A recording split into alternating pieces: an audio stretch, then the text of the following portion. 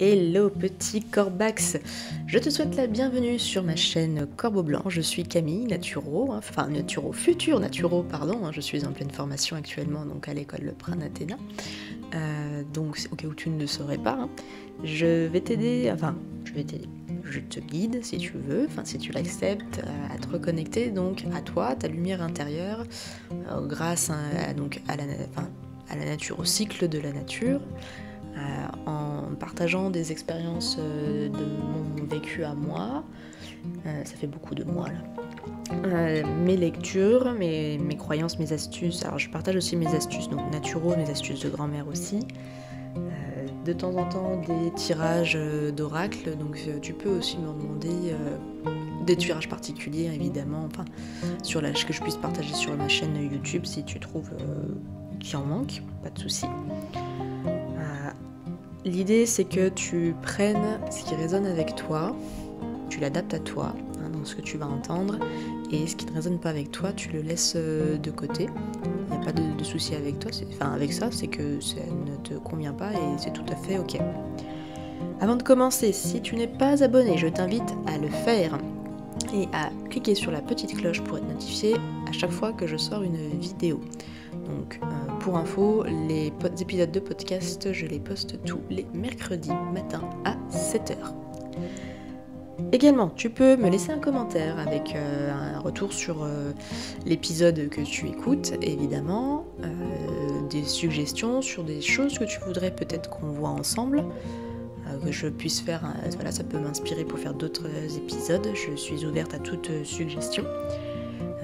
Mets-moi un like aussi, ça me permettra de savoir si mon travail t'a plu et ça permettra aussi à ma chaîne de prendre un peu plus d'ampleur pour aider d'autres personnes qui auraient besoin d'entendre ce message. Voilà. Tu peux également me retrouver sur ma chaîne Facebook, mon profil Facebook et Instagram. Alors je dirais plus Instagram, je suis plus active là-bas que sur Facebook, sous le nom de Corbeau Blanc Soleil. Voilà. Ceci étant dit, on va passer dès à présent à l'épisode du jour qui s'appelle Le chien et le loup. Alors, vous connaissez mon goût pour le chamanisme et la culture amérindienne. Vu le titre, je suis Bodor, que vous êtes attendu à ça, et pas du tout. Je vais aujourd'hui vous faire un petit retour sur une fable de La Fontaine qui s'appelle Le chien et le loup, pour vous expliquer ma façon de voir les choses en faisant un parallèle avec cette fable. Donc, je ne suis pas une grande littéraire, par contre j'aime bien Jean de La Fontaine, ses morales peuvent être discutables, en tout cas ceci me parle beaucoup.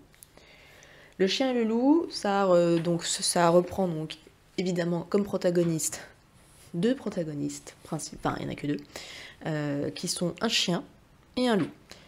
Donc je vous les présente rapidement. Le chien en question c'est un dog. Donc c'est un gros chien, bien gras, qui a un bon bidou, qui est dodu. Et à côté, vous avez un loup qui est tout maigre, qui a la peau sur les os, voilà. Bon. Donc, il y a le loup et le chien qui se rencontrent. De mémoire, je crois que le chien pourchassait le loup. Ou en tout cas, voilà, c'est pas forcément une rencontre hyper bienveillante de base, mais peu importe. Le chien, voilà, donc arrive vers le loup, et le loup, lui, la première chose à laquelle il pense, c'est, pour se défendre, en fait, d'attaquer le chien. Sauf que il se rend bien compte, il est quand même lucide, notre ami le loup, c'est que il est bien plus maigre, et donc bien plus frêle, et surtout bien moins costaud que le dodu, le toutou qui est en face. Donc le loup, assez intelligent quand même, reste poli et se met à discuter avec le chien. Et donc le chien, voyant le loup affamé, lui propose en fait un deal de devenir en fait comme un chien, de pourvoir à ses besoins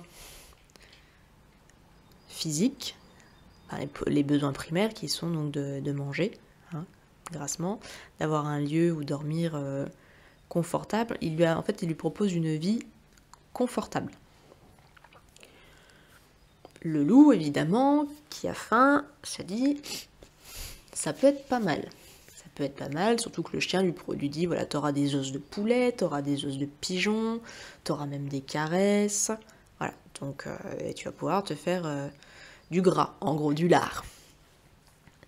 Donc, le loup réfléchit et lui demande, en gros, mais quelle est la contrepartie à ça? Parce que il y en a forcément une. Donc le chien lui répond que il doit travailler, donc ça peut être donner la chasse, voilà, c'est ce que fait, ce pourquoi est entre guillemets payer un chien, c'est garder, surveiller, chasser. Voilà. À la base, c'est pour ça qu'on a des chiens dans notre vie, nous, en tant qu'humains. Bon, jusque-là, le loup se dit, ça va, pas de souci. Et il voit ensuite, en observant le chien, autour de son cou, une partie un peu resserrée et où il manque des poils. Ça fait un cercle tout autour du cou. Donc le loup demande au chien, mais qu'est-ce que c'est que ça?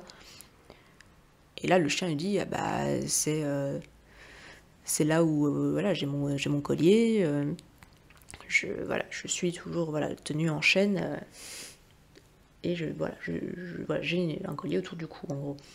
Et le loup, du coup, lui pose la question, il dit, mais en fait, donc tu peux pas aller où tu veux, quand tu veux, avec qui tu veux, voilà, t'es pas libre, en fait. Et le chien lui répond, ah bah non, je peux pas aller où je veux, quand je veux, mais par contre, je vis confortablement. Voilà. Et donc le loup, finalement, part à toutes jambes, parce que pour lui, rien ne vaut la liberté, il n'y a aucune... il n'y a pas d'intérêt à se priver de sa propre liberté, même si on nous apporte tout le confort matériel dont on a besoin. Voilà. Donc ça, c'est en gros un résumé de la fable de La Fontaine. Donc voilà, maintenant que je vous ai raconté un peu l'histoire, certainement que plusieurs d'entre vous connaissaient déjà la fable, moi je vais vous donner l'interprétation que j'en ai, ma façon de voir les choses aussi par rapport à ça. Moi, ce que je retiens, en fait, c'est que La Fontaine, en gros, il nous dit qu'il n'y a que deux choix possibles, c'est la sécurité, le confort matériel ou la liberté. Voilà. Ça, c'est une chose. Voilà, donc, que deux choix possibles. La sécurité matérielle, moi, je la vois comme la zone de confort dans laquelle on baigne tous, hein. Où c'est assez difficile de s'extirper parce qu'on n'aime pas, hein, par nature on est paresseux, on a peur, on n'a pas forcément envie de se sortir les doigts du huc, par exemple. Voilà, donc c'est tout ce qui est entre guillemets la facilité, parce que bon, ça nécessite de travailler, il y a la notion de labeur quand même, donc pour le chien, mais il y a une idée d'être en sécurité, une sensation, hein, c'est une perception particulière de penser qu'on est en sécurité. Ce que je retire aussi de cette fable, c'est que, comme le chien dit qu'il y a des os de poulet, des os de pigeon, il est payé avec des clopinettes. C'est-à-dire qu'il y a un travail derrière, il y a un labeur, mais qu'on vous donne en gros les restes. Voilà, vous l'interprétez comme vous voulez. Enfin moi, voilà, je vois comme ça, c'est qu'en gros, pour avoir votre sécurité matérielle, il faut que vous travailliez comme un chien pour avoir que des clopinettes. Et il y a une perception, je dirais, d'amour conditionnel, parce que aussi il parle des caresses. Voilà, tu auras des caresses si tu fais ton travail. Donc l'idée c'est qu'en gros, on t'aime si tu fais ce qu'on te demande, si tu fais ce pourquoi tu es payé. Dans le cas contraire, tu es un méchant chien, on t'aime pas, on te fout dehors. Donc si tu fais pas ce qu'on te demande, tu n'as plus cette sécurité, donc tu n'es plus libre d'être toi-même. Tu n'es pas aimé pour qui tu es. Tu es aimé pour ce que tu fais. Et c'est pas la même chose. Ça, c'est mon analyse personnelle, elle est propre vraiment à moi, de ce qui se passe par rapport au chien. Dans l'autre cas, le loup, lui, son truc, c'est la liberté. Donc, je dirais que ça fait aussi, ça reflète, ça dénote de quelqu'un qui n'a pas forcément envie de s'engager, qui n'a surtout pas envie de rendre des comptes, qui préfère sa liberté à sortir de sa zone de confort en permanence pour être qui il est, qui il veut être, sans rendre de compte et sans qu'on lui fasse du chantage avec une pseudo-sécurité, comme on fait avec le chien.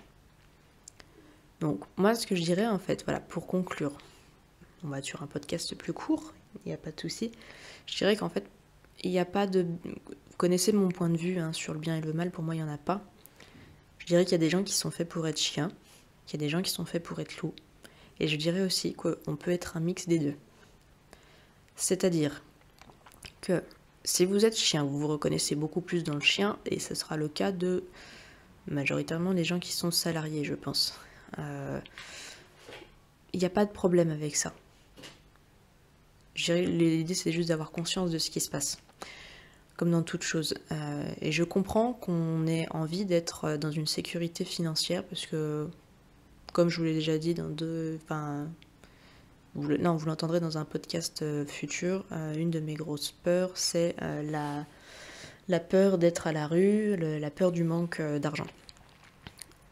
Donc, je comprends qu'on ait envie de se sentir en sécurité. Par contre, il faut juste quand même travailler sur quelque chose en disant que c'est une illusion, parce que vous le voyez bien dans cette fable, et vous pouvez le voir, vous pouvez le transposer dans la société actuelle. Si vous ne faites pas ce qu'on vous demande, vous êtes jeté, et même si, par exemple, vous êtes dans un travail salarié, à la fin, vous êtes à la retraite, et puis le jour où vous êtes malade, même si vous entendez bien avec votre patron, il faut qu'il y ait des charges à payer, tout ça, et enfin, si vous lui coûtez plus cher pour pas travailler, il va vous mettre dehors, donc la sécurité financière, vous ne l'aurez pas. C'est pour ça que je pense que c'est important de travailler sur sa sécurité, son sentiment de sécurité. Moi, je le fais beaucoup, parce que quand on a peur de manquer, on fait des choix qui ne sont, je pense, pas les bons pour nous. Et ce serait plus facile, évidemment, si vous êtes... Par exemple, si là, je vous dis, vous avez 2 millions, par exemple, sur votre compte en banque, je pense que vous ne prendrez pas les mêmes décisions. Voilà, donc maintenant, la question, c'est juste se poser, est-ce que vous voulez continuer à faire ce que vous voulez, à avoir votre sécurité financière, malgré le fait que vous ne fassiez pas forcément ce qui vous plaise. Après, vous pouvez aussi faire quelque chose de manière salariée et qui vous plaît à 200%, et ça c'est le rêve, j'ai envie de dire, parce que là vous avez la sécurité du salaire. Après, il y a forcément des choses sur lesquelles vous serez quand même un peu enchaîné, parce que au final c'est votre patron qui a le dernier mot, c'est normal, c'est comme ça que fonctionne la hiérarchie. Mais vous avez le droit d'être bien là-dedans. Je veux dire, voilà, l'idée de ce podcast n'est pas de vous faire culpabiliser si jamais vous vous reconnaissez dans le chien. Il n'y a pas de souci avec ça. Maintenant, il y a les gens qui sont loups et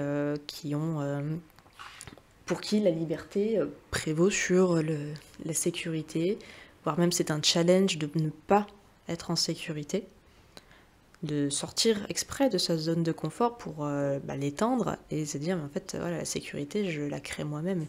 Et j'ai pas envie de dépendre de quelqu'un, que mon bonheur dépende de quelqu'un. Je fais ma vie comme je l'entends. Et je pense que vous pouvez être les deux. Moi, pardon, je me reconnais dans les deux, parce que ça sécurise d'avoir un salaire tous les mois, même si on sait qu'on se fait pas... C'est pas avec un salaire concrètement que vous allez devenir richissime. Hein. Et vous pouvez vous sentir en sécurité, par exemple, avec un SMIG, comme vous pouvez ne pas vous sentir en sécurité financière en gagnant, je sais pas, 5 000 € par mois. Ça, c'est relatif. Moi, par exemple, j'avais beaucoup moins peur de perdre de l'argent quand j'étais smicarde. Donc, vous voyez, je pense que plus on monte... Quand on a peur de l'argent, je pense que plus on a un salaire élevé, plus on a peur de redescendre. C'est ma façon de voir les choses. Mais donc moi, je me sens encore chien. Mais j'accepte aussi d'être loup, parce que je me dis, c'est bien, la liberté. Et c'est le choix que j'ai fait en faisant une reconversion professionnelle, c'est que je décide, je crée ma vie. Je crée ma vie. Et donc là, même si j'ai peur d'aller de l'avant, hein, de faire quelque chose que je n'ai jamais fait, hein, je vais dans l'entrepreneuriat, je ne sais pas du tout ce qui va se passer, voilà, bref. La peur est présente, hein, mais j'avais vraiment besoin de me sentir vraiment actrice, et ça passe par le fait de créer ma boîte aujourd'hui. Donc après, chacun fait du mieux qu'il peut, et faites les choses en conscience, et faites les choses pour vous, je pense que c'est essentiel. Donc en conclusion, vraiment, que vous soyez chien, que vous soyez loup, que vous soyez un mélange des deux, je pense que dans tous les cas de figure, il n'y a pas de problème avec ça. C'est ok. Tant que vous êtes ok avec ça, tout va bien. Voilà. Donc, je vais arrêter l'enregistrement. Je pense qu'on a fait le tour de la question. N'hésitez pas évidemment à me laisser un commentaire comme d'habitude. Un petit pouce pour me dire que ça vous a plu. Et je vous dis à bientôt dans un prochain épisode. Bye!